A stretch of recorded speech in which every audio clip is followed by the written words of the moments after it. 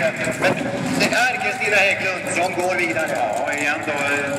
Mycket bra exempel på det här med att kunna gå vidare med långsammare tid efter banan. Men i samband med reaktionstiden givetvis så blev det så att de kom först över mål.